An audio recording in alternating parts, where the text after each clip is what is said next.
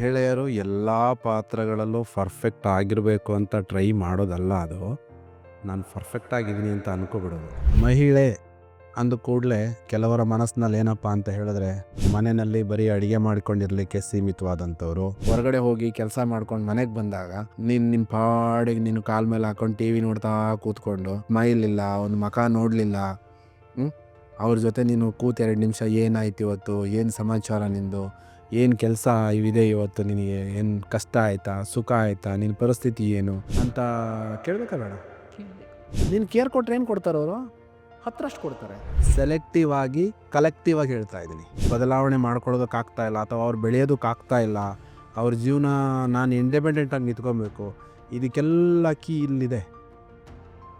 ನೀನು ಏನು ಕೊಡ್ತೀಯೋ ಅದೇ ನಿನಗೆ ಸಿಗುತ್ತೆ. ಬಿತ್ತಿದ್ದೆ ಬೆಳೆಯೋದು, ಬೆಳೆದಿದ್ದೆ ಫಲ. ವುಮೆನ್ ಎಂಪವರ್ಮೆಂಟ್ ಅಲ್ಲಿಂದಲೇ ಶುರು. ನೀನು ಒಂದು ತಾಯಿ ಆಗಿದ್ದರೆ ಒಂದು ಮಗುವಿಗೆ ಹೇಗೆ ಕೇರ್ ಮಾಡ್ತೀಯ ನೋಡಿ, ಅದೇ ಥರ ಎಲ್ಲರನ್ನೂ ಕೇರ್ ಮಾಡಬೇಕು. ತನ್ನ ಮಗು ಮಾತ್ರ ಕೇರ್ ಮಾಡಿ ಗಂಡ ರೆಸ್ಪಾನ್ಸಿಬಿಲಿಟಿ ಇದೆ, ಅತ್ತೆ ಮಾವ ರೆಸ್ಪಾನ್ಸಿಬಿಲಿಟಿ ಇದೆ, ಅಥವಾ ಅಪ್ಪ ಅಮ್ಮ ರೆಸ್ಪಾನ್ಸಿಬಿಲಿಟಿ ಇದೆ ಅಂತ ಹೇಳಿ ಗಾಳಿಲಿ ಚೆಲ್ಬಿಟ್ರೆ ಅದು ಇಟ್ಸ್ ನಾಟ್ ಎ ಪರ್ಫೆಕ್ಟ್. ಒಂದು ಮಗುಗೆ ನಾವು ಹೇಗೆ ಕೇರ್ ಮಾಡ್ತೀವಿ?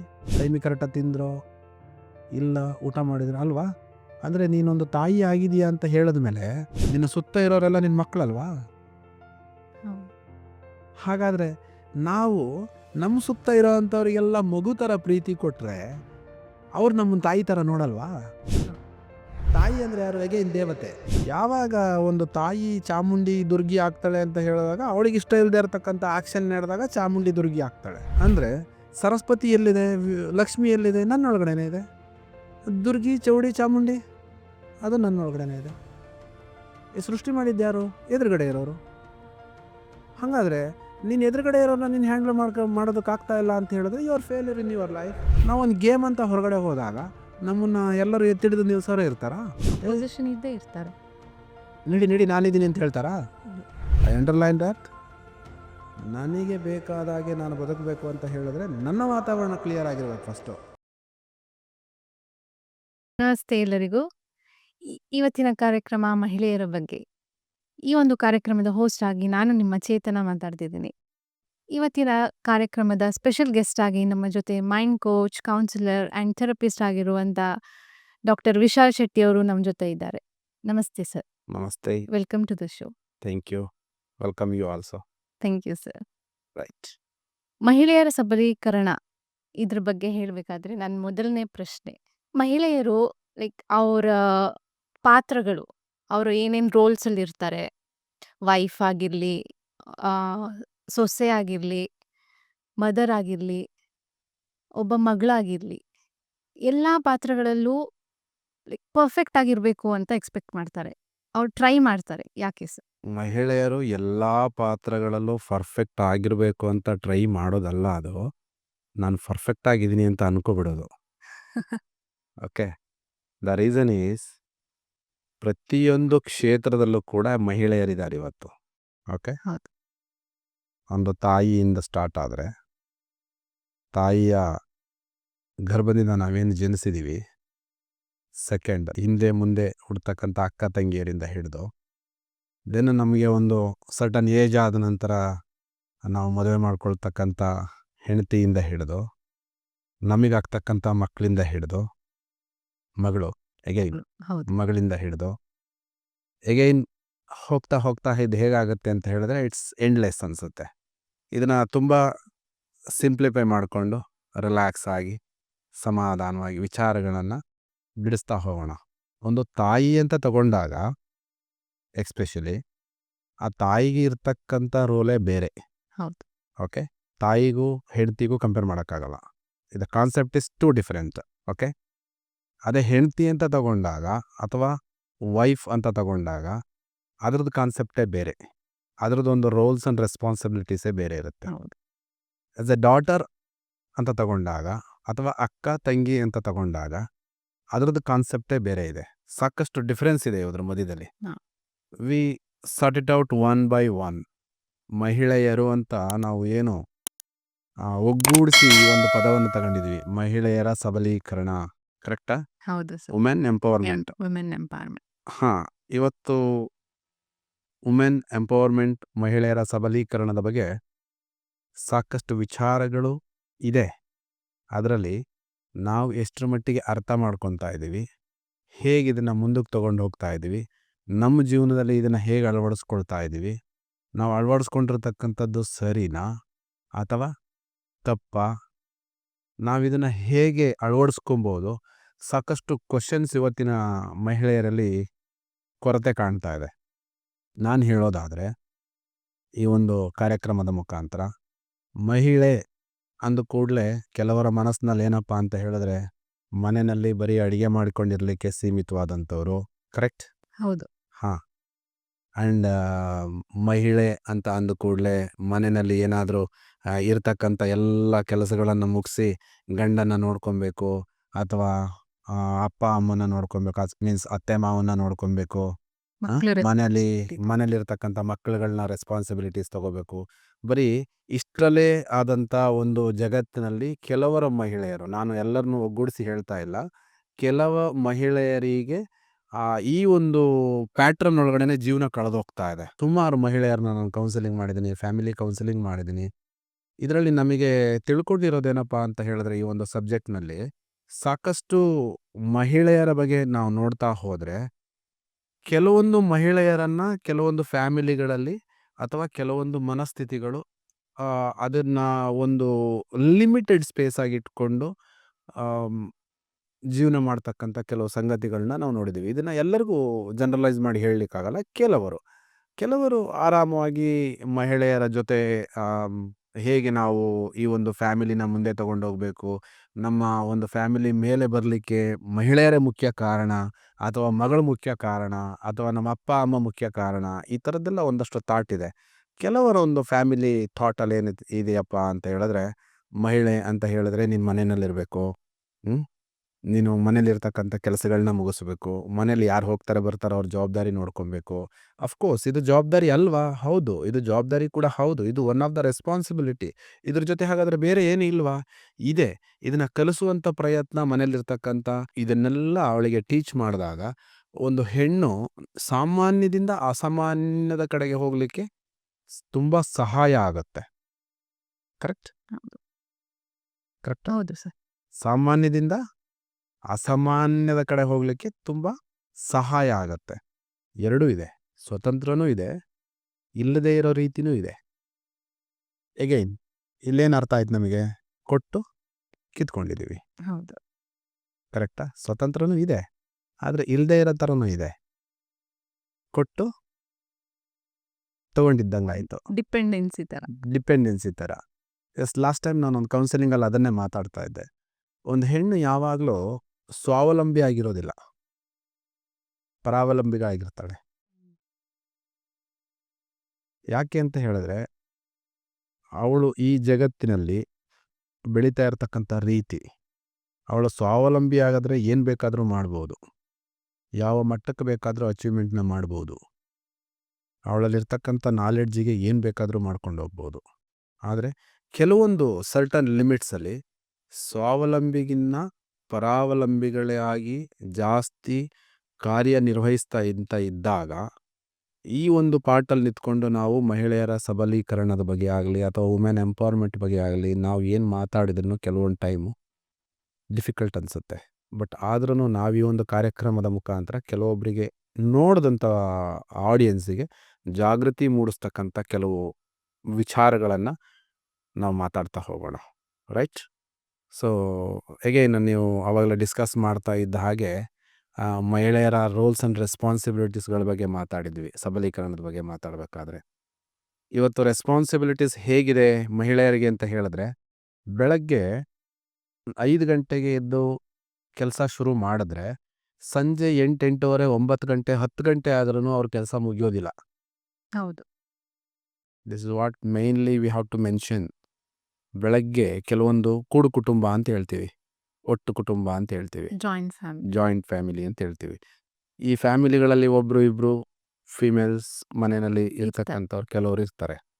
ಸೊ ತುಂಬ ಹೊರಗಡೆ ಹೋಗಿ ಕೆಲಸ ಮಾಡ್ಕೊಂಡು ಮನೆಗೆ ಬರ್ತಕ್ಕಂಥ ಒಂದು ಟ್ರೆಡಿಷನಲ್ ಫ್ಯಾಮಿಲಿನಲ್ಲಿ ಇವಳೊಬ್ಬಳೇ ಮನೆಯಲ್ಲಿ ನಿಂತಾಗ ಒಂದು ಹೆಣ್ಣು ಪರ್ಟಿಕ್ಯುಲರಾಗಿ ಅದು ಅತ್ತೆ ಆಗಿರ್ಬೋದು ಅಥವಾ ಸೊಸೆ ಆಗಿರ್ಬೋದು ಅಥವಾ ಅಮ್ಮ ಆಗಿರ್ಬೋದು, ಯಾರ ಬಗ್ಗೆ ಬೇಕಾದ್ರೂ ತೊಗೊಬೋದು ಇಲ್ಲಿ ನಾವು. ಇವಳೊಬ್ಬಳೇ ಮನೆ ಒಳಗಡೆ ನಿಂತಾಗ ಮನೇಲಿ ಬಂದಂಥವ್ರನ್ನ ಸುಧಾರಿಸ್ಬೇಕು, ಬೆಳಗ್ಗೆ ಎಲ್ಲರಿಗೂ ಟಿಫನ್ ರೆಡಿ ಮಾಡಬೇಕು. ಕರೆಕ್ಟ್? ಬೆಳಗ್ಗೆ ಎಲ್ಲರಿಗೂ ಟಿಫನ್ ರೆಡಿ ಟಿಫಿನ್ ರೆಡಿ. ಮಾಡಬೇಕು. ಮಧ್ಯಾಹ್ನ ಮಕ್ಕಳು ಸ್ಕೂಲಿಂದ ಬರ್ತಾರೆ, ಅವರಿಗೆ ಊಟ ರೆಡಿ ಮಾಡಬೇಕು. ಎಗೈನ್ ಸಂಜೆ ಎಲ್ಲರೂ ಕೆಲಸ ಬಿಟ್ಟು ಮನೆಗೆ ಬರ್ತಾರೆ, ಅವರಿಗೆಲ್ಲ ಥರದ ಊಟಗಳನ್ನ ರೆಡಿ ಮಾಡಬೇಕು. ಅಂದರೆ ಒಂದು ಮಹಿಳೆಗೆ ಬೆಳಗ್ಗಿನಿಂದ ಸಂಜೆಯವರೆಗೂ ಮನೆ ಒಳಗಡೆ 4 ಗೋಡೆ ಮಧ್ಯದಲ್ಲೇ ಸುಮಾರು ಜನ ಜೀವನ ಕಳೀತಾ ಇದ್ದಾರೆ. ಸುಮಾರು ಜನ. ಲಾಸ್ಟ್ ಟೈಮ್ ನನ್ನ ಹತ್ರ ಒಂದು ಕೌನ್ಸಿಲಿಂಗ್ ಬಂದಿತ್ತು. ಅವರಿಗೆ ಡ್ಯಾನ್ಸ್ ಮೇಲೆ ತುಂಬ ಇಂಟ್ರೆಸ್ಟ್ ಇದೆ, ಟೈಮ್ ಸಿಗ್ತಾಯಿಲ್ಲ ಹೋಗೋಕ್ಕೆ. ನಾನು ಡ್ಯಾನ್ಸರ್ ಆಗಬೇಕಿತ್ತು, ಇಲ್ಲಿ ಬಂದು ಮುಸುರೆ ತಿಕ್ತಾ ಇದ್ದೀನಿ ಅಂತ.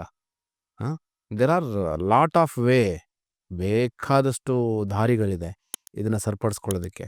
ಆದರೆ ಒನ್ ಬೈ ಒನ್ ನೋಡ್ತಾ ಹೋಗಬೇಕಾಗತ್ತೆ. ಓಕೆ, ಸರ್, ಈ ಮಾತು ಬಂದಾಗ ಹಾಂ ಇಲ್ಲಿ ಬೌಂಡ್ರೀಸ್ ಸೆಟ್ ಮಾಡ್ಕೊಳ್ಳೋದು ಅಂತ.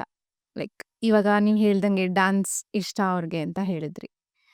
ಅಲ್ಲಿ ಅವರು ನೋ ಅನ್ನೋದಕ್ಕೆ ಅವ್ರು ಆ ಫೀಲಿಂಗ್ಸ್ನ ಎಕ್ಸ್ಪ್ರೆಸ್ ಮಾಡ್ಕೋತಿರಲ್ಲ. ಹ್ಞೂ ಅದ್ರ ಬಗ್ಗೆ ಏನು ಹೇಳ್ತೀರಾ ಸರ್? ಏನು ಫೀಲಿಂಗ್ಸ್ ಬಗ್ಗೆ? ಇವಾಗ Dance. ಬೌಂಡ್ರೀಸ್ ಸೆಟ್ ಮಾಡ್ಕೊಳ್ಳೋದು, ಲೈಕ್ ಇವಾಗ ಡ್ಯಾನ್ಸ್ ಮಾಡಬೇಕು, ಅವ್ರ ಡ್ಯಾನ್ಸ್ ಮೇಲೆ ಇಂಟ್ರೆಸ್ಟ್ ಇದೆ, ಕಲಿಬೇಕು, ಇಲ್ಲ ಹೇಳ್ಕೊಡೋರು ಇರ್ತಾರೆ, ಬಟ್ ಅವ್ರಿಗೆ ಆ ಟೈಮ್ ಸಿಗ್ತಾ ಇರಲ್ಲ ನೀವು ಹೇಳ್ದಂಗೆ. Yes, exactly. ಅಲ್ಲಿ ಇವಾಗ ಕೆಲವೊಂದು ಕೆಲಸಗಳನ್ನ ಮನೇಲಿ ಹಂಚ್ಕೊಂಡು ಮಾಡ್ಬೋದು ಕೆಲವೊಬ್ರ ಜೊತೆ. ಲೈಕ್ ಹಸ್ಬೆಂಡೇ ಇರ್ಬೋದು, ಇಲ್ಲ ಅತ್ತೆ ಮಾವ ಇದ್ರೆ ಅವ್ರ ಜೊತೆ ಹಂಚ್ಕೊಂಡು ಮಾಡ್ಬೋದು. ಅವಾಗ ಅವ್ರಿಗೂ ಟೈಮ್ ಸಿಗುತ್ತೆ. ಇವಾಗ ಅವರು ನೋ ಅನ್ನಕ್ಕೆ ರೆಡಿ ಇರಲ್ಲ. ಲೈಕ್ ಹೇಗೆ ಹೇಳಿ ನಾನು, ಈಗ ನನಗಿಷ್ಟ ಡ್ಯಾನ್ಸ್ ಮಾಡೋದು ಇಷ್ಟ, ಹೇಗೆ ಹೇಳಿ ನಾನು, ಈ ಕೆಲಸ ನನ್ನ ಕೈಲಿ ಆಗಲ್ಲ ಆಗಲ್ಲ ಅನ್ನೋದಕ್ಕಿಂತ ಹಂಚ್ಕೊಂಡು ಮಾಡೋಣ ಅಷ್ಟು ಒಂದು ಹೇಳೋದಕ್ಕೆ ಅವ್ರು ರೆಡಿ ಇರಲ್ಲ. ಎಸ್, ಈ ಸಂದರ್ಭದಲ್ಲಿ ಏನಾಗುತ್ತೆ ಅಂತ ಹೇಳಿದ್ರೆ, ನಾವು ಮುಕ್ತವಾಗಿ ಮನೆ ಒಳಗಡೆ ಡಿಸ್ಕಸ್ ಮಾಡಬೇಕು ಅಂತ ಹೇಳಿದ್ರೆ ನಮಗೆ ನಮ್ಮ ಜೀವನದ ಬಗ್ಗೆ ಸ್ವಲ್ಪ ಕ್ಲಾರಿಟಿ ಬೇಕಾಗತ್ತೆ. ಓಕೆ, ಹ್ಮ್. ನಮಗೆ ನಮ್ಮ ಜೀವನದ ಬಗ್ಗೆ ಸ್ವಲ್ಪ ಕ್ಲಾರಿಟಿ ಬೇಕಾಗತ್ತೆ. ಸೆಕೆಂಡ್, ನಾವು ಏನು ಅರ್ಥ ಮಾಡ್ಕೊಳ್ತಾ ಇದ್ದೀವಿ, ನಾವೇನು ಸ್ಟೆಪ್ ತೊಗೊಂಡು ಮುಂದೆ ಹೋಗ್ತಾ ಇದ್ದೀವಿ, ಆ ಸ್ಟೆಪ್ ತೊಗೊಂಡು ಏನು ಮುಂದೆ ಹೋಗುವಾಗ ಆ ಸ್ಟೆಪ್ಪಲ್ಲಿ ಕರೆಕ್ಟ್ ಇದೆಯಾ, ನಾನು ಅದರಲ್ಲಿ ಗೆಲ್ಲಬಹುದಾ, ನಾನು ಜಯಿಸ್ಕೊಂಡು ಮುಂದೆ ಹೋಗ್ತೀನಾ ಅಂತಕ್ಕಂಥ ಸಾಕಷ್ಟು ಚಾಲೆಂಜಸ್ಗಳು ಬರುತ್ತೆ. ಒಂದು ಪಕ್ಷದಲ್ಲಿ ನಾನೇನಾದರೂ ಆ ಒಂದು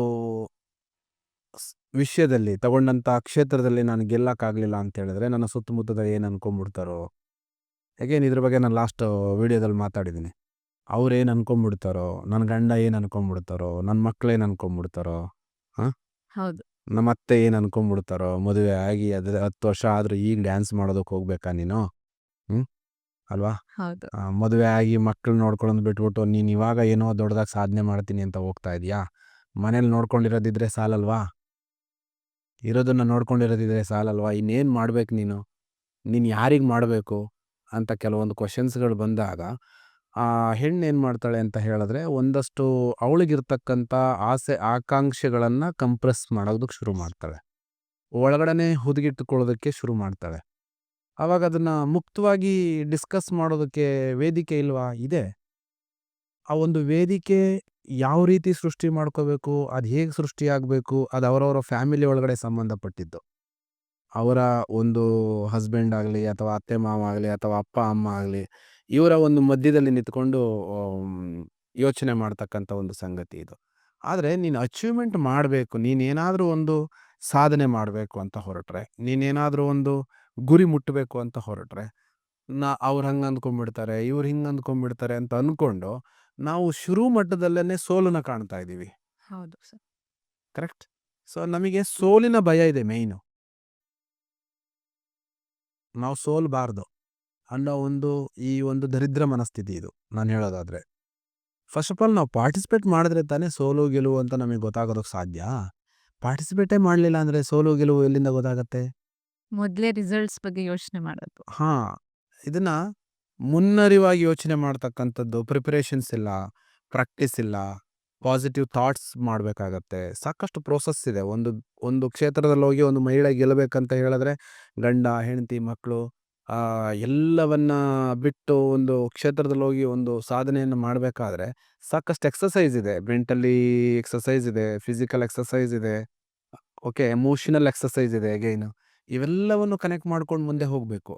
ಇದು ಏನೂ ಇಲ್ಲದೇನೆ ನಾನು ಸಾಧನೆ ಮಾಡಬೇಕು, ನಮ್ಮ ಮನೆಯವ್ರು ಯಾರು ಬಿಡ್ತಿಲ್ಲ, ನಮ್ಮ ಮನೆಯವ್ರು ಯಾರು ನನ್ನನ್ನು ಅರ್ಥ ಮಾಡ್ಕೊತಾ ಇಲ್ಲ, ನಾನೇನು ಹೇಳಿದ್ರು ನಮ್ಮ ಮನೇಲಿ ಕೇಳೋದಿಲ್ಲ, ಈ ನೆಗೆಟಿವ್ ಫೀಡ್ಬ್ಯಾಕ್ನ ಕೊಟ್ಕೊಂಡು ಅಥವಾ ನೆಗೆಟಿವ್ ಅಫರ್ಮೇಷನ್ಸ್ನ ಹಾಕ್ಕೊಂಡು ಹೆಣ್ಣು ತನ್ನನ್ನು ತಾನು ಕುಗ್ಗಿಸ್ಕೊಂಡು ಶುರುನಲ್ಲೇ ಕೊನೆ ಯೋಚನೆ ಮಾಡ್ಕೊಂಡು, ಮೀನ್ಸ್ ಶುರುನೇ ಆಗಿರೋದಿಲ್ಲ ಗೇಮ್, ಇನ್ನು ಸೋಲಿನ ಬಗ್ಗೆ ಯೋಚನೆ ಮಾಡ್ತಾ ಇರ್ತಾರೆ ಕೆಲವರು.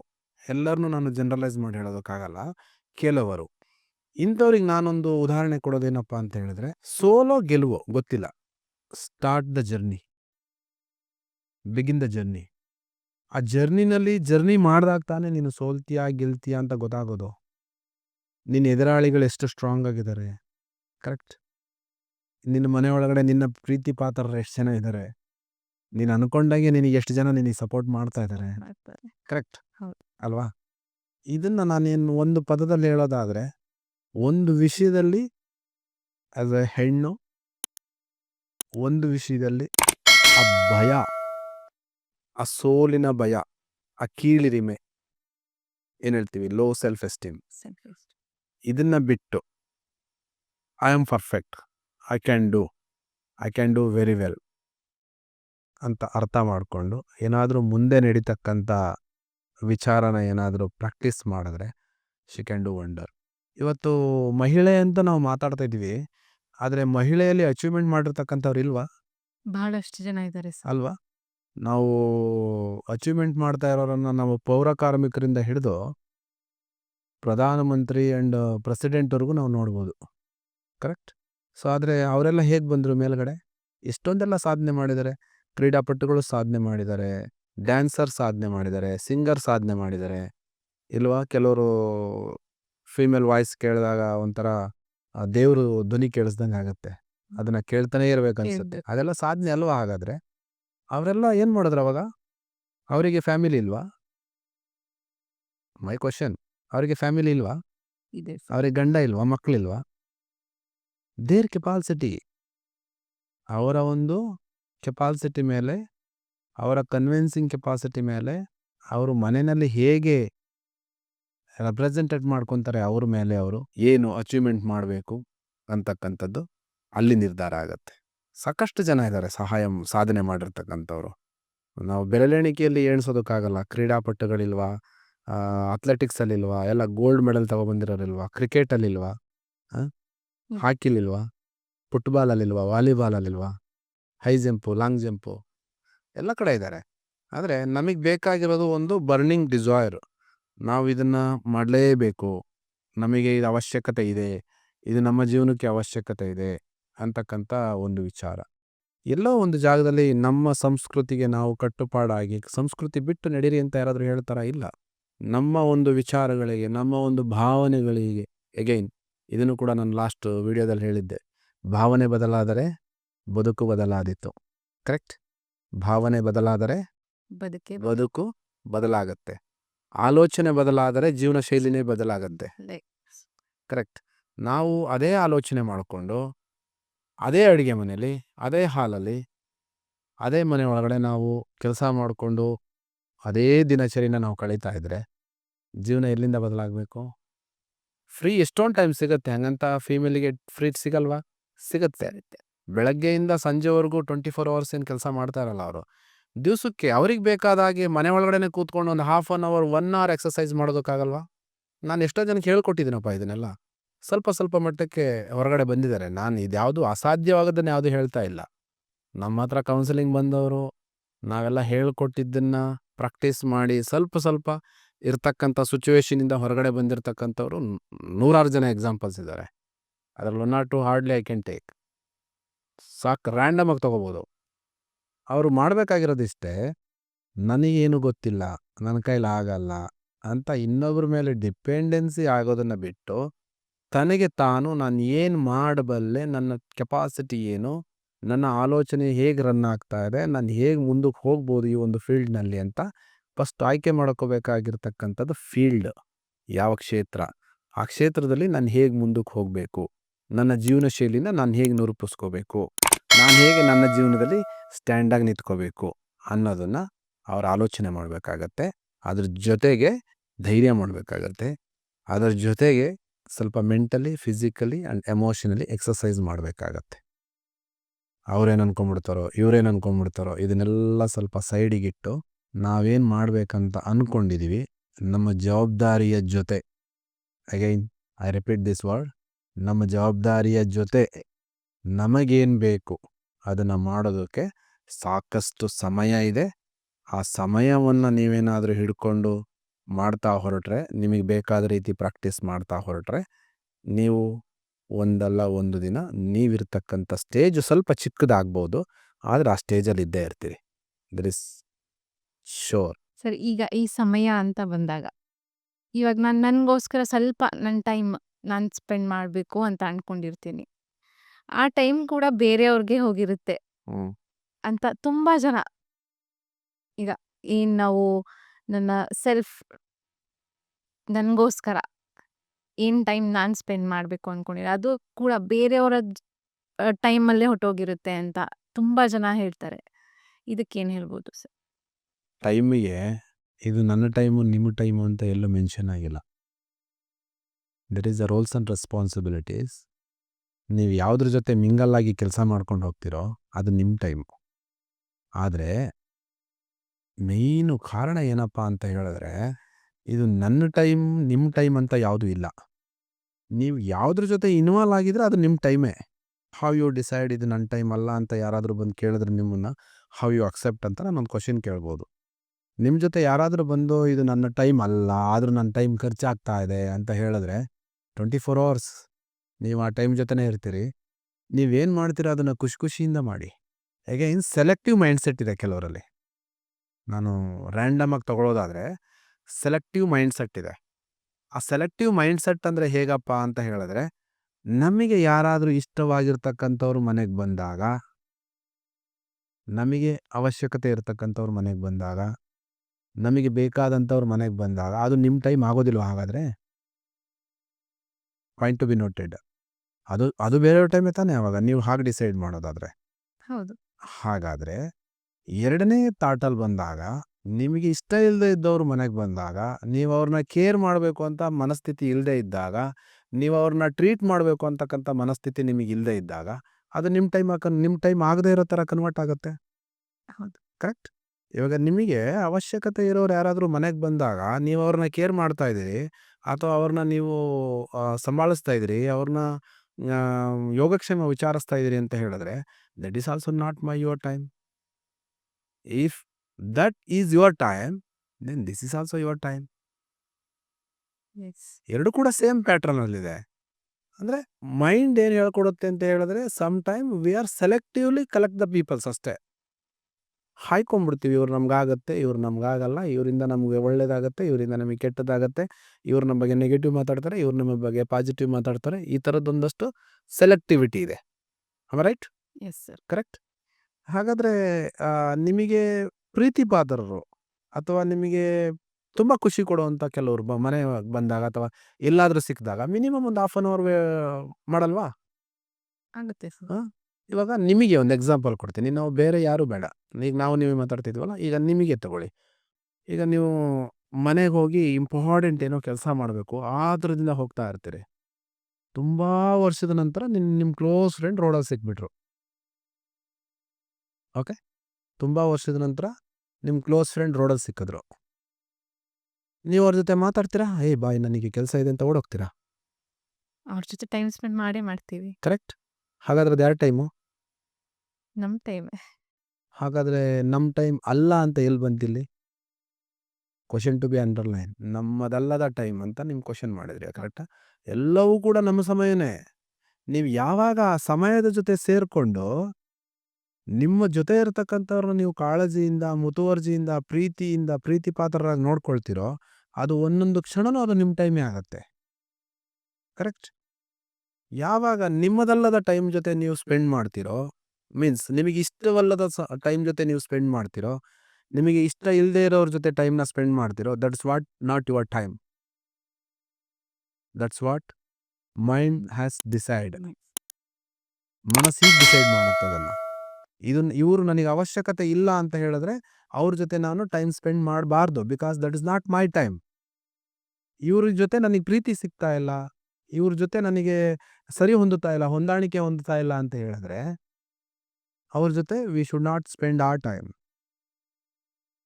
ಇವ್ರು ನನ್ನ ತುಂಬಾ ಚೆನ್ನಾಗಿ ಕಾಣ್ತಾರೆ, ತುಂಬಾ ಚೆನ್ನಾಗಿ ಹೊಗಳ್ತಾರೆ, ತುಂಬಾ ಚೆನ್ನಾಗಿ ನನ್ನನ್ನು ಕೇರ್ ಮಾಡ್ತಾರೆ. ಮಾಡ್ತಾರೆ. That's what your time. Where it has mentioned on the time this your time or other times? No, right? Yes. This your time and other time there is no mentioned here Not mentioned anywhere. anywhere, right? Do you accept? Yes, sir. This is not my time. My time. This is not their time. Where you begin, there will be an end. Yes. Where you start, there will be a end. End. There will be a end. Again, begin is there. Yes. End is not end. End ಆಯ್ತಂದ ತಕ್ಷಣ ಅದು end ಆಗೋಕ್ಕೆ End ಚಾನ್ಸೇ ಇಲ್ಲ, begin ಆಗೋದಕ್ಕೆ ಸಾಧ್ಯ ಇದೆ.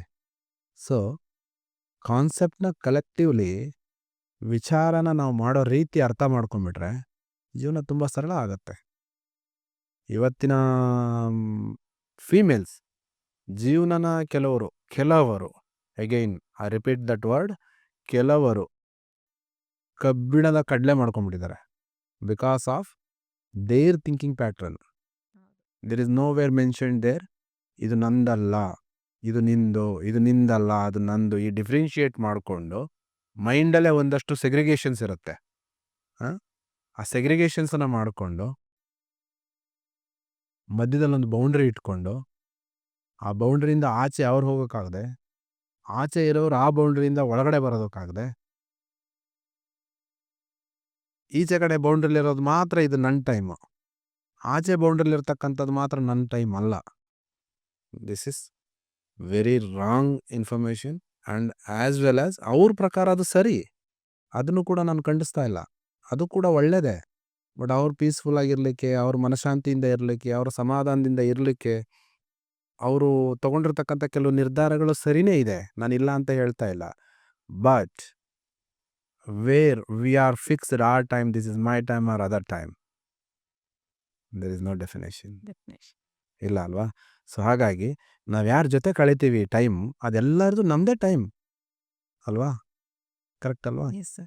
ಇವಾಗ ಸಂಜೆ 4 ಗಂಟೆಗೆ ಮಕ್ಕಳು ಸ್ಕೂಲಿಂದ ಬರ್ತಾರೆ, ಅದು ನಮ್ಮ ಟೈಮೇ. ಬಿಕಾಸ್ ನಮ್ಮ ಮಕ್ಕಳು ಸಂಜೆ 6 ಗಂಟೆ ಕಳೆದ್ಮೇಲೆ ಹಸ್ಬೆಂಡ್ ಮನೆಗೆ ಬರ್ತಾರೆ, ಅವರನ್ನು ಯೋಗಕ್ಷೇಮ ವಿಚಾರಿಸ್ಕೋಬೇಕು. ಹಾಗಾದ್ರೆ ಅದು ಯಾರ ಟೈಮು? ನಮ್ಮ ಟೈಮ್. ಕರೆಕ್ಟ್? ಸೊ ಸಂಜೆ 6 ಗಂಟೆಗೆ ಹಸ್ಬೆಂಡ್ ಮನೆಗೆ ಬಂದಾಗ this is not my time, this is your time, you do it whatever you want ಅಂತ ಹೇಳಿದ್ರೆ what they feel about yourself means somebody. How we are looking into them? ಅವ್ರಿಗೆ ಹೇಗೆ ನಾವು ಕಾಣಿಸ್ತೀವಿ? ತುಂಬ ಮನೆಗಳಲ್ಲಿ ಆಗ್ತಾ ಇದೆ ಇದು ಆಗದೇ ಇರೋವಂಥ ಕ್ವಶನ್ ನೀವು ಕೇಳೋದಕ್ಕೆ ಸಾಧ್ಯ ಇಲ್ಲ. ಸೊ ತುಂಬ ಮನೆಗಳಲ್ಲಿ ಆಗ್ತಾ ಇದೆ. ನಾನು ತುಂಬ ಫ್ಯಾಮಿಲಿಗಳು ನೋಡಿದ್ದೀನಿ, ತುಂಬ ಫ್ಯಾಮಿಲಿಗಳ ಜೊತೆ ಮಾತು ಕೂಡ ಆಡಿದ್ದೀನಿ. ಕೆಲವು ಫ್ಯಾಮಿಲಿ ಟ್ರೆಡಿಷನಲ್ ಹೇಗಿರುತ್ತೆ ಅಂತ ಹೇಳಿದ್ರೆ, ಒಂದು ಹೊರಗಡೆಯಿಂದ ಯಾರಾದರೂ ಗೆಸ್ಟ್ ಬಂದರೆ ಅಥವಾ ಮನೆಗೆ ಹೊರಗಡೆ ಹೋದಂಥ ಒಂದು ಗಂಡ ಅಥವಾ ಅತ್ತೆ ಮಾವ ಯಾರೋ ಒಬ್ಬರು ಹೊರಗಡೆ ಹೋಗಿ ಮನೆ ಒಳಗಡೆ ಬರಬೇಕಾದ್ರೆ ಅವ್ರನ್ನ ವೆಲ್ಕಮ್ ಮಾಡೋ ರೀತಿ ಇದೆಯಲ್ಲ, ಮನೇಲಿದ್ದಂಥವ್ರಾಗಿರ್ಬೋದು ಅಥವಾ ನೀನು ಕೆಲ್ಸಕ್ಕೆ ಹೋಗಿ ಮನೆಗೆ ಬಂದ್ರೂ ಕೂಡ ಒಂದು ವೆಲ್ಕಮ್ ಮಾಡೋ ರೀತಿ ಇದೆಯಲ್ಲ, that's make it different. Yes. Correct? So ನಾವು ಮನೆ ಮೀನ್ಸ್ ಒಬ್ಬ ಗಂಡಸು ಅಥವಾ ಮನೇಲಿದ್ದಂಥ ಯಾರೇ ಒಬ್ಬರು ಜವಾಬ್ದಾರಿಯುತ ಪರ್ಸನ್ ಹೊರಗಡೆ ಹೋಗಿ ಕೆಲಸ ಮಾಡ್ಕೊಂಡು ಮನೆಗೆ ಬಂದಾಗ ನಿಮ್ಮ ಪಾಡಿಗೆ ನೀನು ಕಾಲ ಮೇಲೆ ಹಾಕೊಂಡು ಟಿ ವಿ ನೋಡ್ತಾ ಕೂತ್ಕೊಂಡು ಒಂದು ಸ್ಮೈಲ್ ಇಲ್ಲ, ಒಂದು ಮುಖ ನೋಡಲಿಲ್ಲ, ಅವ್ರ ಜೊತೆ ನೀನು ಕೂತು 2 ನಿಮಿಷ ಏನಾಯ್ತು ಇವತ್ತು, ಏನು ಸಮಾಚಾರ ನಿಂದು, ಏನು ಕೆಲಸ ಇದೆ ಇವತ್ತು, ನಿನಗೆ ಏನು ಕಷ್ಟ ಆಯಿತಾ, ಸುಖ ಆಯಿತಾ, ನಿನ್ನ ಪರಿಸ್ಥಿತಿ ಏನು ಅಂತ ಕೇಳಬೇಕಾ ಬೇಡ? ಕೇಳಬೇಕು. ಇವತ್ತಿನ ಪರಿಸ್ಥಿತಿ ಎಲ್ಲಿಗೆ ಹೋಗ್ತಾ ಇದೆ? ಬಂದ, ಡ್ರೆಸ್ ಚೇಂಜ್ ಮಾಡ್ದ, ಹೋಗಲ್ಲ ಅಡುಗೆ ಮಾಡಿಟ್ಟಿದ್ರೆ ಹಾಕಂತಿನ್ನು. ಹಾಕ್ಕೊಡೋಷ್ಟು ಕೆಲವು ಫ್ಯಾಮಿಲಿಗಳಲ್ಲಿ ಸೌಜನ್ಯ ಇಲ್ಲ. ಹಾಗಾದರೆ ನಾನು ಎಲ್ಲರನ್ನೂ ರ್ಯಾಂಡಮಾಗಿ ತೊಗೊತಾ ಇಲ್ಲ, ಕೆಲವರಲ್ಲಿ ನನಗೆ ಬಂದಿರತಕ್ಕಂಥ ಕೆಲವೊಂದು ಕಾನ್ಸೆಪ್ಟ್ಗಳನ್ನ ನಾನು ತಲೆಯಲ್ಲಿ ಇಟ್ಕೊಂಡು ಮಾತಾಡ್ತಾ ಇದ್ದೀನಿ. ಕೆಲವರು ಇದು ಯಾರಿಗೆ ಅರ್ಥ ಆಗಬೇಕು ಅವ್ರಿಗೆ ಅರ್ಥ ಆದರೆ ಸಾಕು, ಎಲ್ಲರಿಗೂ ಅಲ್ಲ. ಆದರೆ ನಾವು ಯಾವ ಒಂದು ವೇದಿಕೆಯಲ್ಲಿ ನಡೀತಾ ಇದ್ದೀವಿ ಇವತ್ತು? ಆದರೆ ನೀವು ಅನ್ಬೋದು, ನನಗೆ ಹೆಣ್ಣಾದ ಅಂದ ಕೂಡಲೇ ಒಬ್ಬರನ್ನ ಕೇರ್ ಮಾಡೋದಕ್ಕೆ, ಒಬ್ಬರು ರೆಸ್ಪೆಕ್ಟ್ ಮಾಡೋದಕ್ಕೆ ಇರಬೇಕಾ ಅಂತ ಒಂದು ಕ್ವಶನ್ ಕೇಳ್ಬೋದು. ಯಾರು ಹೇಳಿದಾಗಂತ? ಎಸ್. ಯಾರು ಹೇಳಿದಾನಂತ? ನೀನು ಏನು ಕೊಡ್ತೀಯ ಅದು ಕೊಡ್ತಾರೆ ತಾನೇ ನಿನಗೆ ಅವರು. ನೀನು ಕೇರ್ ಕೊಟ್ಟರೆ ಏನು ಕೊಡ್ತಾರೆ ಅವರು? 10ರಷ್ಟು ಕೊಡ್ತಾರೆ. ಕರೆಕ್ಟ್. ಅಗೈನ್ ಬಿಗಿನ್ ಎಲ್ಲಿಂದ ಆಯ್ತು ಇದು? ನಮ್ಮಿಂದಾನೆ. ಕರೆಕ್ಟ್. ಬಿಗಿನ್ ಎಲ್ಲಿಂದ ಆಯಿತು? ನಮ್ಮಿಂದಾನೆ. ಕರೆಕ್ಟ್. ಆಮೇಲೆ ನನ್ನ ಟೈಮ್ ಕಿತ್ಕೊಂಡ್ಬಿಟ್ರು, ನನ್ನ ಸ್ವತಂತ್ರ ಕಿತ್ಕೊಂಡ್ಬಿಟ್ರು ಅಂದರೆ ಏನು ಪ್ರಯೋಜನ? ಕರೆಕ್ಟ್. ಇದನ್ನ ಸ್ವಲ್ಪ ಉಲ್ಟಾ ಮಾಡಿ ಸ್ಕ್ರೀನ್ ಪ್ಲೇನ್ ಮಾಡೋಣ. ಇವಾಗ ಎಕ್ಸಾಂಪಲ್, ಒಂದು ಗಂಡ ಹೆಂಡತಿ ಮನೆಯಲ್ಲಿ ತುಂಬಿದ ಕುಟುಂಬ ಅಂತ ಇಟ್ಕೊಳ್ಳೋಣ. ಮನೇಲಿ ಒಬ್ಳು ಸೊಸೆ ಇರ್ತಾಳೆ. ಒಂದು ಕತೆ ಥರ ಹೇಳ್ಬಿಡ್ತೀನಿ ಇದನ್ನು. ಮನೇಲಿ ಒಬ್ಳು ಸೊಸೆ ಇರ್ತಾಳೆ ಅಂತ ಇಟ್ಕೊಳ್ಳಿ. ಅತ್ತೆ ಮಾವ ಮಕ್ಕಳು ಸ್ಕೂಲಿಗೆ ಹೋಗ್ತಾರೆ, ಅತ್ತೆ ಮಾವ ಕೆಲಸಕ್ಕೆ ಹೋಗ್ತಾರೆ, ಹಸ್ಬೆಂಡ್ ಕೆಲಸಕ್ಕೆ ಹೋಗ್ತಾರೆ, ಮನೇಲಿ ಒಬ್ಬರೇ ಇರ್ತಾರೆ. ಇವರು ಇದ್ದು ಮನೆಯಲ್ಲಿ ಬೋರ್ ಆಗಿಬಿಟ್ಟಿರುತ್ತೆ. ಸಂಜೆ ಕೆಲಸದಿಂದ ಮನೆಗೆ ಬರುವಾಗ, ಆ ಮನೆ ಒಳಗಡೆ ಬರುವಾಗ ಒಂದು ಸ್ಮೈಲ್, ವಾರ್ಮ್ ವೆಲ್ಕಮ್ ಇದ್ದರೆ ಆ ಒಂದು ಸ್ಮೈಲ್ ಮಾಡಿಕೊಂಡು ಬಂದು ಕೂತ್ಕೊಳ್ಳಿ. ಅಥವಾ ಅವರಿಗೆ ಕುಡಿಯೋಕೆ ಏನಾದರೂ ಒಂದು ಸ್ವಲ್ಪ ಬಿಸಿನೀರು ಕೊಟ್ಟು ಅಥವಾ ತಣ್ಣೀರು ಕೊಟ್ಟು ಆ ವಾತಾವರಣಕ್ಕೆ ತಕ್ಕನಾಗೆ ಕೈಕಾಲು ತೊಳ್ಕೊಬನ್ನಿ, ಅಡುಗೆ ಮಾಡಿಟ್ಟಿದ್ದೀನಿ, ಊಟ ಮಾಡೋಣ ಎಲ್ಲ ಸೇರಿ. ಇದು ಹಿಂಗಿದೆ ವಾತಾವರಣ. ಕೆಲವು ಮನೆ ವಾತಾವರಣದಲ್ಲಿ ನೀನು ಮನೆಗೆ ಬಂದಿದ್ಯಾ ಅಂತಲೂ ಕೂಡ ಕೇಳೋರಿರಲ್ಲ, ಮಲ್ಕೊಂಡ್ಬಿಟ್ಟಿರ್ತಾರೆ 8 ಗಂಟೆ 9 ಗಂಟೆ ಅಷ್ಟೊತ್ತಿಗೆ. ಅಟ್ಲೀಸ್ಟ್ ಅಷ್ಟೊತ್ತಿನಲ್ಲಿ ಬಂದ್ರಲ್ಲ, ಎದ್ದು ಊಟ ಹಾಕ್ಕೊಡ್ಬೇಕು ಅನ್ನೋ ಸೌಜನ್ಯನೂ ಕೆಲವರು ಬೆಳೆಸ್ಕೊಂಡಿರೋದಿಲ್ಲ. ಅಟ್ಲೀಸ್ಟ್ ಅವ್ರಿಗೆ ಊಟ ಹಾಕ್ಕೊಡೋದಕ್ಕಾಗಲಿಲ್ಲ ಅಂತ ಎದ್ದು ಅಟ್ಲೀಸ್ಟ್ ಅವ್ರಿಗೆ ಒಂದು 2 ಮಾತಾಡಬೇಕು ಅನ್ನೋ ಸೌಜನ್ಯನೂ ಕೂಡ ಬೆಳೆಸ್ಕೊಂಡ್ಬಂದಿರಲ್ಲ. ಅಂದರೆ ಇವರು ಡೇ ಫುಲ್ ಕೆಲಸ ಮಾಡಿ ಸುಸ್ತಾಗಿರ್ತಾರೆ, ವಿ ಅಗ್ರಿ. ಬಟ್ ಬಾಂಡಿಂಗ್ ಎಲ್ಲಾಗಬೇಕು ಅವಾಗ? ಲವ್ ಇನ್ ರಿಟರ್ನ್ ಅವ್ರಿಗೆ ಅದೇ ಎಕ್ಸ್ಪೆಕ್ಟ್ ಮಾಡ್ತಿರ್ತಾರೆ. ಹಾಂ, ಆ ಕನೆಕ್ಟಿವಿಟಿ ಎಲ್ಲಿ ಬರ್ಬೇಕು ಅವಾಗ? ಆ ಲವ್ ಅನ್ನೋದೇನಾಯ್ತು ಬಾಯಲ್ಲಿ? ಲವ್ ಅಂತಕ್ಕಂಥದ್ದು ಬರೀ ಬಾಯಲ್ಲಿದೆಯಾ? ಸಪ್ತಪದಿ ತುಣಿವಾಗ ಏನು ಹೇಳ್ತೀರಿ?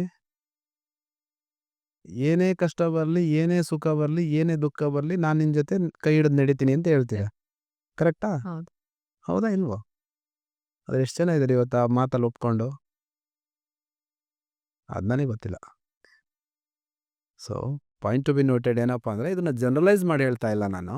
ಸೆಲೆಕ್ಟಿವ್ ಆಗಿ, again I repeat that word, selective ಆಗಿ ಕಲೆಕ್ಟಿವ್ ಆಗಿ ಹೇಳ್ತಾ ಇದ್ದೀನಿ. ಕೆಲವರು ಸಮಸ್ಯೆಗಳ ಜೀವನದಲ್ಲಿ, ಅಥವಾ ಅವರಿಗೆ ಏನು ಇಂಡಿಪೆಂಡೆಂಟ್ ಇಲ್ಲ ಅಥವಾ ಎಂಪವರ್ಮೆಂಟ್ ಇಲ್ಲ, ಕರೆಕ್ಟ್, ಅಥವಾ ಅವ್ರ ಜೀವನದಲ್ಲಿ ಏನು ಬದಲಾವಣೆ ಮಾಡ್ಕೊಳ್ಳೋದಕ್ಕಾಗ್ತಾ ಇಲ್ಲ, ಅಥವಾ ಅವ್ರು ಬೆಳೆಯೋದಕ್ಕಾಗ್ತಾ ಇಲ್ಲ, ಅವ್ರ ಜೀವನ ನಾನು ಇಂಡಿಪೆಂಡೆಂಟಾಗಿ ನಿಂತ್ಕೊಬೇಕು, ಇದಕ್ಕೆಲ್ಲ ಕೀ ಇಲ್ಲಿದೆ. ನೀನು ಏನು ಕೊಡ್ತೀಯೋ ಅದೇ ನಿನಗೆ ಸಿಗುತ್ತೆ. ಬಿತ್ತಿದ್ದೇ ಬೆಳೆಯೋದು, ಬೆಳೆದಿದ್ದೇ ಫಲ. ಕರೆಕ್ಟ್. ಇವತ್ತು ನಿನ್ನ ಫಲಕ್ಕೆ ಕಾರಣ ಯಾರಪ್ಪ ಅಂತ ಹೇಳಿದ್ರೆ ನಾನೇ. ಎಲ್ರ ಪ್ರೀತಿನೂ ಗಳಿಸ್ಬೇಕು ಅಂತ ಎಕ್ಸ್ಪೆಕ್ಟ್ ಮಾಡ್ತಾರೆ. ಒಂದು ಈಗ ಮಗಳೇ ಆಗಿರ್ಲಿ, ಜೊತೆಗೆ ಅಣ್ಣ ತಮ್ಮ ಇರೋರು ಅಥವಾ 2-3 ಜನ ಮಕ್ಕಳಿರ್ತಾರೆ. ಅದರಲ್ಲಿ ಈಕ್ವಲ್ ಒಂದು ಪ್ರೀತಿ ಸಿಗಬೇಕು ಅಂತ ಎಕ್ಸ್ಪೆಕ್ಟ್ ಮಾಡ್ತಾರೆ. ಮಗಳು, ಸೊಸೆ ಎಲ್ಲ ಕಡೆ ಅವರೆಲ್ಲ ರೋಲ್ಸಲ್ಲೂ ಎಲ್ರ ಪ್ರೀತಿನೂ ಗಳಿಸ್ಬೇಕು ಅಂತ ಅವ್ರು ಯಾವುದೇ ಎಕ್ಸ್ಟೆಂಟ್ಗೆ ಹೋಗೋಕ್ಕೂ ಟ್ರೈ ಮಾಡ್ತಿರ್ತಾರೆ. ಆ ಎಕ್ಸ್ಟೆಂಟ್ಗೆ ಹೋಗೋಕ್ಕೆ ಓಕೆ, ನಾನು ಇಷ್ಟು ಕೆಲಸ ಮಾಡಿದ್ರೆ ನನ್ನನ್ನು ಅಕ್ಸೆಪ್ಟ್ ಮಾಡ್ಕೋತಾರೆ ಅನ್ನೋ ಒಂದು ಎಕ್ಸ್ಪೆಕ್ಟೇಷನ್ಸ್. ಕೆಲವೊಂದು ಟೈಮು ಅಕ್ಸೆಪ್ಟು ರಿಜೆಕ್ಟು ಎಕ್ಸ್ಪೆಕ್ಟೇಷನ್ ಇಡೋಕ್ಕಾಗಲ್ಲ. ಬಟ್ ನೀವು ತುಂಬ ಕೆಲಸ ಮಾಡಿ ಸುಸ್ತಾಗಿರ್ತೀರ, ಆರಾಮಾಗಿರ್ತೀರ, ಮನೆ ಒಳಗಡೆ ಬಂದು ಯಾರೋ ನಿಮ್ಮನ್ನು ಹೊಗಳ್ಬೇಕಾಗಲಿ ಅಥವಾ ಅಪ್ರಿಷಿಯೇಟ್ ಮಾಡಬೇಕು ಅಂತ ಆಗಲಿ ಏನಿಲ್ಲ.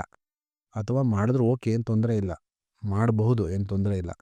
ಆದರೆ ಎದುರಾಳಿಗಳದ್ದು ಕೂಡ ನಾವು ನೋಡ್ಕೋಬೇಕಲ್ಲ. ಅವರು ಯಾವ ಪೊಸಿಷನಿಂದ ಬಂದಿರ್ತಾರೋ, ಹೌದು. ಅವರು ಯಾವ ಒಂದು ಕಷ್ಟದಿಂದ ಮನೆ ಒಳಗಡೆ ಬಂದಿರ್ತಾರೋ, ಅವತ್ತಿನ ಆ ಜೀವನದ ಸ್ಟ್ರಗಲ್ ಏನಿರುತ್ತೋ ನೋಡಬೇಕಲ್ಲ. ಹೊರಗಡೆ ಕೆಲಸಕ್ಕೆ ಹೋದವ್ರೇನು ಸುಮ್ಮನೆ ಬಂದಿರ್ತಾರೆ? ಎಷ್ಟು ಸ್ಟ್ರಗಲ್ ಇರುತ್ತೆ. ಒಂದು ಕಂಪ್ನಿನಲ್ಲಾಗಲಿ ಅಥವಾ ಒಂದು ಬಿಸ್ನೆಸ್ ಮಾಡ್ತಾ ಇರಲಿ, ಏನೇ ಮಾಡ್ತಾ ಇರಲಿ, ಅವರು ಅವತ್ತಿನ ಜೀವನ ಕಂಟಿನ್ಯೂ ಮಾಡ್ಕೊಂಡು ಹೋಗ್ಬೇಕಪ್ಪ ಅಥವಾ ಅವತ್ತೊಂದು ವ್ಯವಹಾರನ ಆಗಬೇಕಪ್ಪ ಅಂತ ಹೇಳಿದ್ರೆ ಸಾಕಷ್ಟು ನೆಗೆಟಿವ್ ನೋಡಿರ್ತಾರೆ, ಸಾಕಷ್ಟು ಪಾಸಿಟಿವ್ನು ನೋಡಿರ್ತಾರೆ. ಕರೆಕ್ಟ್. ಎಸ್. ಕೆಲವೊಬ್ರು ಬಂದು ಆರೋಗ್ಯಂಟಾಗಿ ಮಾತಾಡಿರ್ತಾರೆ, ಅವ್ರ ಮನಸ್ಸಿಗೆಲ್ಲೋ ಹರ್ಟ್ ಆಗಿರುತ್ತೆ. ಯಾರಾದರೂ ಆಗಿರ್ಬೋದು. ಇವಾಗ ಆ್ಯಸ್ ಎ ಮೆನ್ ವುಮೆನ್ ಅಂತ ನಾನು ಇದನ್ನು ಜನರಲೈಸ್ ಮಾಡ್ತಾ ಇಲ್ಲ.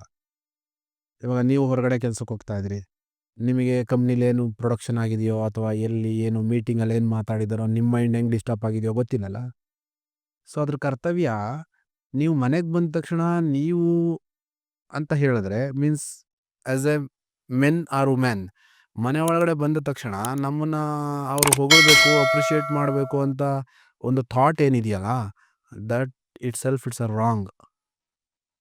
ಬಿಕಾಸ್ ನೀವು ಅಥವಾ ಮನೇಲಿ ಇದ್ದಂಥ ವ್ಯಕ್ತಿ ಯಾರಿರ್ತಾರೋ ಅವ್ರು ಹೊರಗಡೆಯಿಂದ ಬಂದಾಗ ಅವರ ಪರಿಸ್ಥಿತಿ ಏನಿದೆ, ಮನಸ್ಥಿತಿ ಏನಿದೆ, ಅವರ ಪರಿಸ್ಥಿತಿ, ಮನಸ್ಥಿತಿ, ಅವ್ರು ಯಾವ ಮೂಡಲ್ಲಿದ್ದಾರೆ, ಅವ್ರಿಗೆ ಯಾವ ಫೈನಾನ್ಷಿಯಲಿ ಟೆನ್ಷನ್ ಇದೆ, ಅಥವಾ ವರ್ಕ್ ಪ್ರೆಷರ್ ಏನಿದೆ, ಅಥವಾ 4 ಜನ ಕೊಲೀಗ್ಸ್ ಏನು ಮಾತಾಡಿದ್ದಾರೆ ಅವ್ರ ಬಗ್ಗೆ, ಅವ್ರ ಮೈಂಡ್ ಸೆಟ್ಟಲ್ಲಿ ಏನು ಓಡ್ತಾ ಇದೆ, ಇದನ್ನೆಲ್ಲ ಯೋಚನೆ ಮಾಡಬೇಕಾಗತ್ತೆ. ಇದನ್ನೆಲ್ಲ ಯೋಚನೆ ಮಾಡಿ ಎಮೋಷನಲಿ ಕನೆಕ್ಟ್ ಆದ್ರೇನೆ, ಈ ಬಾಂಡಿಂಗ್ ಇದ್ರೇನೆ ಒಂದು ಫ್ಯಾಮಿಲಿ. ವುಮ್ಯಾನ್ ಎಂಪವರ್ಮೆಂಟ್ ಅಲ್ಲಿಂದಲೇ ಶುರು. ನೀನು ಒಂದು ತಾಯಿ ಆಗಿದ್ರೆ ಒಂದು ಮಗುವಿಗೆ ಹೇಗೆ ಕೇರ್ ಮಾಡ್ತೀಯ ನೋಡಿ, ಅದೇ ಥರ ಎಲ್ಲರನ್ನೂ ಕೇರ್ ಮಾಡಬೇಕು. ತನ್ನ ಮಗು ಮಾತ್ರ ಕೇರ್ ಮಾಡಿ ಗಂಡ ರೆಸ್ಪಾನ್ಸಿಬಿಲಿಟಿ ಇದೆ, ಅತ್ತೆ ಮಾವ ರೆಸ್ಪಾನ್ಸಿಬಿಲಿಟಿ ಇದೆ, ಅಥವಾ ಅಪ್ಪ ಅಮ್ಮ ರೆಸ್ಪಾನ್ಸಿಬಿಲಿಟಿ ಇದೆ ಅಂತ ಹೇಳಿ ಗಾಳಿಲಿ ಚೆಲ್ಬಿಟ್ರೆ ಅದು ಇಟ್ಸ್ ನಾಟ್ ಎ ಪರ್ಫೆಕ್ಟ್. ಒಂದು ಮಗುಗೆ ನಾವು ಹೇಗೆ ಕೇರ್ ಮಾಡ್ತೀವಿ? ಟೈಮಿಗೆ ಕರೆಕ್ಟಾಗಿ ತಿಂದ್ರೋ ಇಲ್ಲ ಊಟ ಮಾಡಿದ್ರು ಅಲ್ವಾ? ಅಂದರೆ ನೀನೊಂದು ತಾಯಿ ಆಗಿದೆಯಾ ಅಂತ ಹೇಳಿದ್ಮೇಲೆ ನಿನ್ನ ಸುತ್ತ ಇರೋರೆಲ್ಲ ನಿನ್ನ ಮಕ್ಕಳಲ್ವಾ? ಹೌದು. ಹಾಗಾದರೆ ನಾವು ನಮ್ಮ ಸುತ್ತ ಇರೋ ಅಂಥವ್ರಿಗೆಲ್ಲ ಮಗು ಥರ ಪ್ರೀತಿ ಕೊಟ್ಟರೆ ಅವ್ರು ನಮ್ಮನ್ನು ತಾಯಿ ಥರ ನೋಡಲ್ವಾ?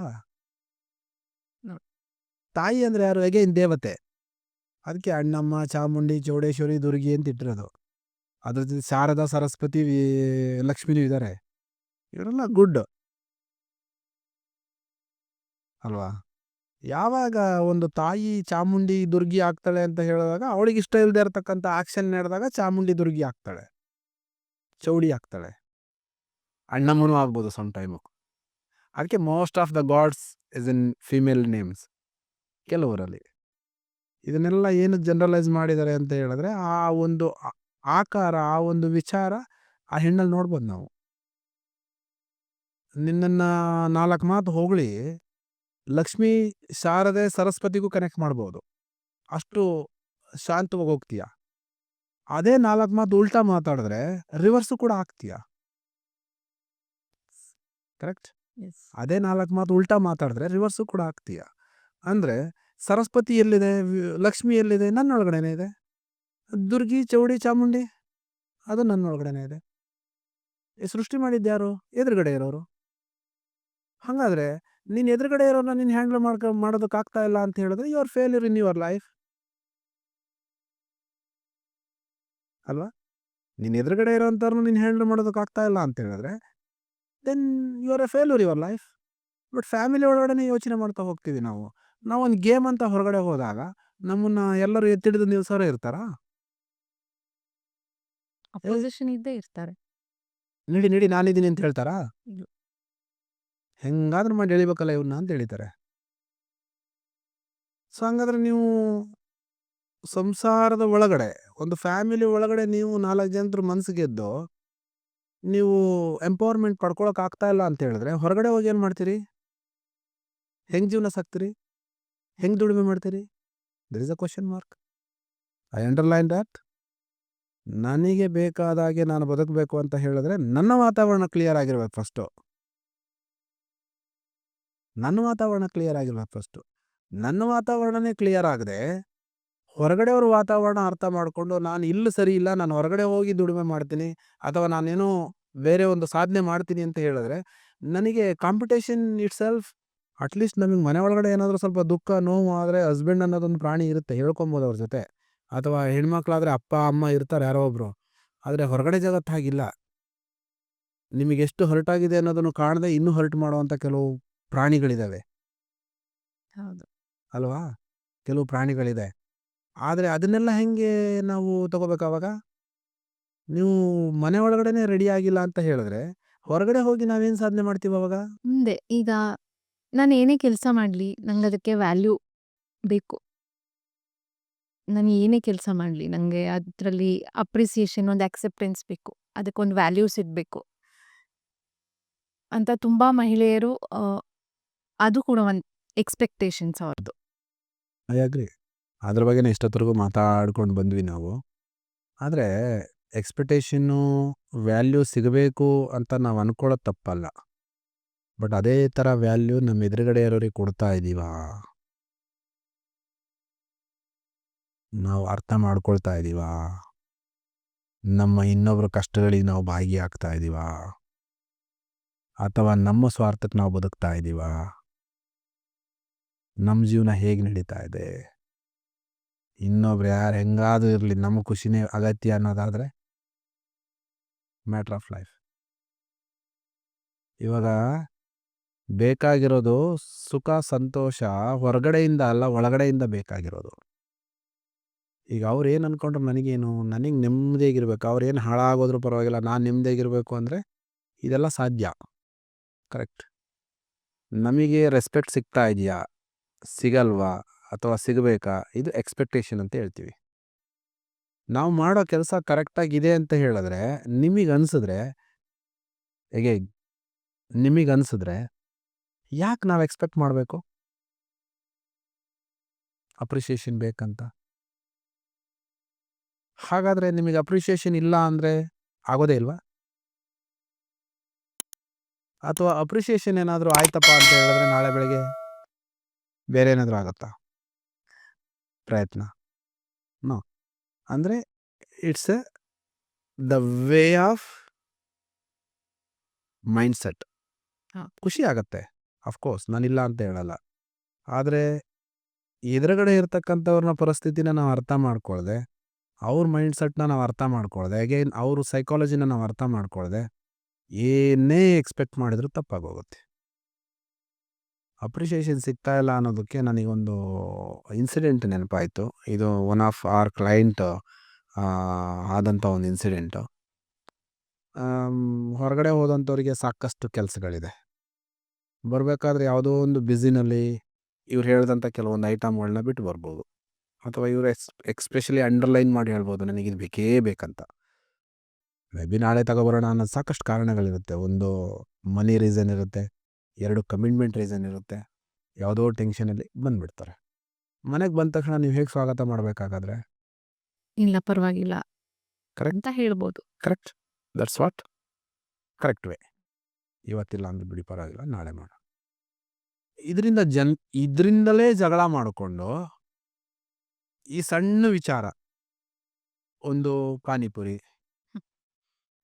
ಒಂದು ಗೋಬಿ ಮಂಚೂರಿ, ಕರೆಕ್ಟ್, ಅಥವಾ ಸಣ್ಣದೇನೋ ಒಂದು ಸ್ನ್ಯಾಕ್ಸ್, ಅಥವಾ ಅವ್ರಿಗೆ ಬೇಕಾಗಿರೋದೇನೋ ಒಂದು ತಿಂಡಿ ಪದಾರ್ಥನೋ, ಅಥವಾ ಮನೆಗೆ ಬೇಕಾಗಿರ್ತಕ್ಕಂಥ ದಿನಬಳಕೆ ಐಟಮ್ಸು ತಂದಿಲ್ಲ ಅಂತ ಅಂದ ಕೂಡಲೇ ನೀವು ಮನೆಗೆ ಬರ್ತಿದ್ದಂಗೆ ಅವ್ರನ್ನ ಆರೋಗ್ಯಂಟಾಗಿ ಮಾತಾಡಿಸ್ತೀರಿ, ಅವ್ರನ್ನ ಒಂದು ರೀತಿ ಹೀಯಾಳಿಸೋ ಥರ ಮಾತಾಡಿದರೆ, ಹಾಗಾದ್ರೆ ಇಲ್ಲಿಂದ ವುಮೆನ್ ಎಂಪವರ್ಮೆಂಟಿಗೆ ಏನು ಮೆಸೇಜ್ ಕೊಡ್ತಾ ಇದ್ದೀವಿ ನಾವು? ನಾವು ಬೆಲೆ ಸಿಗಬೇಕಂತ ಅಕ್ಸೆಪ್ಟ್ ಮಾಡೋದು ತಪ್ಪಲ್ಲ, ನಾವು ಬೆಲೆ ಕೊಡ್ದೇ ಸಿಗಬೇಕು ಅಂತ ಅಕ್ಸೆಪ್ಟ್ ಮಾಡ್ತೀವಲ್ವಾ, ಭ್ರಮೇಲಿದ್ದೀವಲ್ಲ. ಎಲ್ಲರೂ ಹಂಗೆ ಮಾಡ್ತಾರನ್ನೋ? ಮಾಡೋದಿಲ್ಲ, ಕೆಲವರು ಮಾತ್ರ. ಕೆಲವರಿಗೆ ಫ್ಯಾಮಿಲಿದು ಮೌಲ್ಯಗಳು ಗೊತ್ತು, ಗಂಡ ಹೆಂಡತಿ ಹಸ್ಬೆಂಡ್ಗಳ ಮೌಲ್ಯಗಳು ಗೊತ್ತು, ಕಷ್ಟ ಸುಖಗಳ ಜೀವನದ ಆಧಾರ ಗೊತ್ತು, ಇದೆಲ್ಲ ಗೊತ್ತು. ಆದರೆ ಕೆಲವರಿಗೆ ಇದನ್ನು ಬಹಳ ಸೂಕ್ಷ್ಮವಾಗಿ ನಾವು ಅರ್ಥ ಮಾಡಿಸೋದಾದರೆ ಇದ್ರ ಬಗ್ಗೆ ಅವ್ರು ವರ್ಕ್ ಮಾಡಲೇಬೇಕು. ಯಾರಿಗೆಲ್ಲ ಜೀವನದಲ್ಲಿ ಶಾಂತಿ, ನೆಮ್ಮದಿ, ಖುಷಿ ಸಿಗ್ತಾ ಇಲ್ವೋ ಅದಕ್ಕೆ ಕಾರಣ ಬೇರೆ ಯಾರೂ ಅಲ್ಲ. ನೀವು ಅಂದ್ಕೊಂಡಿದ್ದೀರಾ ಬೇರೆಯವ್ರು ಯಾರೋ ಇದ್ದಾರೆ ಅಂತ? ಇದು ಬಂದಿದೆ ನಮ್ಮ ಹತ್ರ ಕೌನ್ಸಿಲಿಂಗ್. ನಾನು ಹೇಳ್ತೀನಿ, ಅಮ್ಮ ನಿಮಗೆ 3 ಹೊತ್ತು ಊಟ, ಉಳ್ಕೊಳ್ಳೋದಕ್ಕೆ ಹೈಫೈ ಲೈಫ್ ಸ್ಟೈಲು, ಕರೆಕ್ಟ್. ನಿಮಗೆ ಕೊಟ್ಟೊಂದು ಜಾಗದಲ್ಲಿ 1 ವಾರ ಇಡ್ತೀವಿ. 1 ವಾರ ಯಾರು ಇಂಟ್ರಾಕ್ಷನ್ಸ್ ಇರೋದಿಲ್ಲ ನಿಮ್ಮ ಜೊತೆ, ನೀವಿರ್ತೀರ. ಸರ್ ಅದು ಹೆಂಗಾಗತ್ತೆ? ಸಾಧ್ಯ ಇಲ್ಲ. ಮೈಂಡಿಗೆ ಏನಾದರೂ ಒಂದು ಬೇಕಷ್ಟೆ. Itself keep on running, busy ಇರಬೇಕು, ಇಲ್ಲ ಯಾರಿಗಾದರೂ ಹಾಂಟ್ ಮಾಡಬೇಕು, ಇಲ್ಲ ಯಾರನ್ನಾದರೂ ಪ್ರೀತಿಸಬೇಕು, ಅಥವಾ ಯಾರನ್ನಾದರೂ ಇರಿಟೇಟ್ ಮಾಡ್ಕೋಬೇಕು, ಇರಿಟೇಷನ್ ಮಾಡಿಸ್ಬೇಕು, ಇದೇ ಇರೋದು. ಆದರೆ ಇದನ್ನೆಲ್ಲ ತಡೆಗಟ್ಟೋದಕ್ಕೆ ದಾರಿ ಇಲ್ವಾ? ಇದೆ. ಇದನ್ನೆಲ್ಲ ತಡೆಗಟ್ಟೋದಕ್ಕೆ ದಾರಿ ನಾವು ನಮ್ಮನ್ನು ಫಸ್ಟ್ ಅರ್ಥ ಮಾಡ್ಕೊಳ್ಳೋ ಅಂಥದ್ದು. ನಾವು ದಿನ ಬೆಳಕರಿದ್ರೆ ಏನು ಮಾಡ್ತೀವಿ, ನಮ್ಮಿಂದ ಎಲ್ಲಿ ಮಿಸ್ಟೇಕ್ ಆಗ್ತಾ ಇದೆ, ನಾವು ಹೇಗೆ ಕರೆಕ್ಟ್ ಮಾಡ್ಕೋಬೋದು, ನಮ್ಮಿಂದ ಇನ್ನೊಬ್ರಿಗೆ ಏನು ತಪ್ಪು ಸಂದೇಶ ಹೋಗ್ತಾ ಇದೆ, ತಪ್ಪು ಮಾಹಿತಿ ಹೋಗ್ತಾ ಇದೆ, ಆ್ಯಟಿಟ್ಯೂಡ್ ಏನು ಹೋಗ್ತಾ ಇದೆ, ಇದನ್ನೆಲ್ಲ ಕಂಡಿಡಿದು ಸ್ವಲ್ಪ ಅವಾಯ್ಡ್ ಮಾಡ್ಕೊಂಡು ಜೀವನ ಮುಂದೆ ತೊಗೊಂಡು ಹೋದ್ರೆ ಅಂತ ಇಟ್ಕೊಳ್ಳಿ, ನಿಮ್ಮ ಎದುರುಗಡೆ ಇರೋರು ಎಷ್ಟೇ ಕ್ರೂರಿಯಾಗಿದ್ರೂ ಕೂಡ ನಿಮ್ಮ ಮುಂದೆ ತಲೆ ತಗ್ಗಿಸ್ಬೇಕು. ಆ ಮಟ್ಟಕ್ಕೆ ನಾವು ನಮ್ಮನ್ನು ಸಿಸ್ಟಮೆಟಿಕ್ ಆಗಿ ರೆಡಿ ಮಾಡ್ಕೊಳ್ತಕ್ಕಂಥ ಕೆಲವು ವೇ ಇದೆ. ಅದನ್ನೇ ಹೇಳೋದು. ನಮ್ಮನ್ನು ನಾವು ಅರ್ಥ ಮಾಡ್ಕೊಳ್ಳೋದು, self belief system, women empowerment ನಾವು ಅರ್ಥ ಮಾಡ್ಕೊಳ್ಳೋದು. ಒಂದು ಫ್ಯಾಮಿಲಿ ಅಥವಾ ಒಂದು ಸಂಸಾರ ನಡಿಬೇಕಾದ್ರೆ, ಸಂಪೂರ್ಣವಾಗಿ ಒಂದು ಸಂಸಾರ ಮುಂದೆ ನಡಿಬೇಕಾದ್ರೆ ಒಂದು ಹೆಣ್ಣು ಕಾರಣ. ಇದನ್ನು ನಾನು 100% ಬಿಲೀವ್ ಮಾಡ್ತೀನಿ. ಅದೇ ಒಂದು ಫ್ಯಾಮಿಲಿ ಸಂಪೂರ್ಣವಾಗಿ ನೆಲ ಕಚ್ಚಿದೆ ಅಂತ ಹೇಳಿದ್ರು ಹೆಣ್ಣೇ ಕಾರಣ. ಸರ್ ಅಲ್ಲಿ ಎಲ್ಲರೂ ಈಕ್ವಲ್. ಕೆಲವರಲ್ಲಿ ಸಾಕಷ್ಟು ಎಕ್ಸಾಂಪಲ್ ಇದೆ ನನ್ನ ಹತ್ರ. ಇದನ್ನು ಹೇಳ್ತಾ ಹೋದರೆ ಮೇ ಬಿ ನಿಮಗೆ ಒಂದು 10 ಅವರ್ ವಿಡಿಯೋ ಸಿಗುತ್ತೆ, ಫುಟೇಜು. ಅದು ನೆಸಸರಿ ಇಲ್ಲ. ಬಟ್ ನಾನು ಜನರಲೈಸ್ ಮಾಡಿ ಹೇಳೋದಾದರೆ, ಎಷ್ಟು ಬೆಳಿಲಿಕ್ಕೆ ಉನ್ನತಿಗೆ ಅವಳಲ್ಲಿ ಆ ಒಂದು ಸಾಮರಸ್ಯ ಇದೆಯೋ ಅಷ್ಟೇ ಕೆಳಗಾಕ್ಲಿಕ್ಕೂ ಇದೆ. ಗಾದೆ ಹಿಂದಿನ ಕಾಲದಲ್ಲಿ ಹೇಳಿಲ್ವಾ, ಹೆಣ್ಣು ಒಲಿದರೆ ನಾರಿ, ಮುನಿದರೆ ಮಾರಿ. ಹೆಣ್ಣು ಒಲಿದರೆ ನಾರಿ, ಮುನಿದರೆ ಮಾರಿ. ನಾವು ಇಲ್ಲಿ ಲಕ್ಷ್ಮೀ ಸರಸ್ವತಿನೂ ನೋಡ್ಬೋದು. ಅದು ಒಂದು ಉತ್ತೇಜನ ಕೊಡ್ತಕ್ಕಂಥ ಒಂದು ಸಂಕೇತ, ಅದು ಅಷ್ಟಲಕ್ಷ್ಮಿಯರು, ಕರೆಕ್ಟಾ? ಅದೇ ರೀತಿ ನಾವು ದುರ್ಗಿ ಚೌಡಿನೂ ನೋಡ್ಬೋದು. ದುರ್ಗಿ ಚೌಡಿ ಬರೀ ಬಂತಪ್ಪ ಅಂತ ಹೇಳಿದ್ರೆ ಅದಕ್ಕೆ ಬಲಿ ಆಗಲೇಬೇಕು, ಸಮಾಧಾನ ಆಗ್ಬೇಕಂದ್ರೆ. ಆ ಮೈಂಡ್ಸೆಟ್ ಹೆಣ್ಮಕ್ಳಿಗೆ ಬಂತಪ್ಪ ಅಂದರೆ ಏನಾದರೂ ಒಂದು ಆಗೋಗುತ್ತೆ, ಇಲ್ಲ ಒಂದು ಉದ್ಧಾರ ಆಗುತ್ತೆ, ಇಲ್ಲ ಒಂದು ಹಾಳು ಬಿದ್ದೋಗುತ್ತೆ. ಲಕ್ಷ್ಮೀ ಸರಸ್ವತಿ ಇದು ಯಾವುದೋ ಮೈಂಡ್ಸೆಟ್ ಇಲ್ಲ. ನೀನೇನಾದರೂ ಹೇಳೋ ಕೊಡ್ತಾ ಇರ್ತಾರೆ, ಯಾವಾಗಲೂ ಹಿಂಗೆ ಇರ್ತಾರೆ ಅವರು. ಲಕ್ಷ್ಮಿ ಯಾರಾದರೂ ಹಿಂಗೆ ಕೇಳಿದರೆ, ದುರ್ಗಿಗಳು ಮಾತ್ರ ಹಿಂಗೆ ಕೇಳೋದು, ಚೌಡಿಗಳು ಮಾತ್ರ ಹಿಂಗೆ ಕೇಳೋದು, ನೀನೇನಾದರೂ ಕೊಟ್ಟರೆ ನಾನು ನಿನ್ನ ಚೆನ್ನಾಗಿ ಇಡ್ತೀನಿ ಅಂತ. ಇದಕ್ಕೂ ವ್ಯತ್ಯಾಸ ಇದೆ, ಕರೆಕ್ಟ್? ರಿಸೀವಿಂಗ್ ಪೋಸ್ಚರ್ಗೂ ಗಿವಿಂಗ್ ಪೋಸ್ಚರ್ಗೂ there are lot of difference. ನೀನು ಅಷ್ಟಲಕ್ಷ್ಮಿಯವ್ರನ್ನ ತಗೊಂಡ್ರೆ ದಾನಲಕ್ಷ್ಮಿ, ಧಾನ್ಯಲಕ್ಷ್ಮಿ, ವಿದ್ಯೆ, ಸರಸ್ವತಿ ಏನು ಬೇಕಾದ್ರೂ ತಗೊಳ್ಳಿ, ಅವರೆಲ್ಲ ಹಿಂಗೆ ಇರೋದು ಪೋಸ್ಚರು. ನೀವೇನಾದರೂ ಓದಿ. ಹಾಗಾದರೆ ಲಕ್ಷ್ಮಿ ಓದ್ದವ್ರಿಗೆ ಒಂಥರ, ಓದ್ದೇ ಇರೋರಿಗೆ ಒಂಥರ ಏನಾದರೂ ಮಾಡಿದಾರ? ನಿನಗೆ ಇಷ್ಟು ತಿಳ್ಕೊಂಡ್ರೆ ಇಷ್ಟು ನಾಲೆಡ್ಜು, ಇಷ್ಟು ತಿಳ್ಕೊಂಡ್ರೆ ಇಷ್ಟು ನಾಲೆಡ್ಜು, ಅದನ್ನು ನೀನು ತಿಳ್ಕೊಳ್ಳೋದ್ರ ಮೇಲೆ ಹೋಗುತ್ತೆ ಅಲ್ವಾ? ನಾವು ಹೆಂಗೆ ಅರ್ಥ ಮಾಡ್ಕೊತೀವಿ? ನಮ್ಮೊಳಗಡೆ ಯಾವ ಲಕ್ಷ್ಮಿ ಇದ್ದಾರೆ, ಅದು ನಾವು ಯಾವ ಎನರ್ಜಿಯಿಂದ ರಿಸೀವ್ ಮಾಡ್ಕೋತೀವಿ ಅದ್ರ ಮೇಲೆ ಡಿಪೆಂಡ್ ಆಗುತ್ತೆ. As A female women empowerment ಅಂತ ಅನ್ನುವಾಗ ನಮ್ಮೊಳಗಡೆ ಸದಾ ಲಕ್ಷ್ಮಿ, ಸರಸ್ವತಿ, ಧನಲಕ್ಷ್ಮಿ, ಧಾನ್ಯಲಕ್ಷ್ಮಿ, ಸಂತಾನಲಕ್ಷ್ಮಿ ಈ ಥರದ್ರ ನಮ್ಮೊಳಗಡೆ ಇರಬೇಕು. ಬೇಡದೇ ಇರೋ ಹೆಣ್ದೇವರುಗಳೆಲ್ಲ ಮೈ ಮೇಲೆ ಬಂದರೆ ಅದಕ್ಕೆ ಶಾಸ್ತಿ ಮಾಡಬೇಕಾಗತ್ತೆ. ಅದಕ್ಕೆ ಪರಿಹಾರ ಕೊಟ್ರೇ ಅವು ಸರಿ ಹೋಗೋದು. There is something asking posture. ನೀನು ಇದನ್ನು ಕೊಟ್ಟರೆ ನಾನು ಅದನ್ನು ಕೊಡ್ತೀನಿ.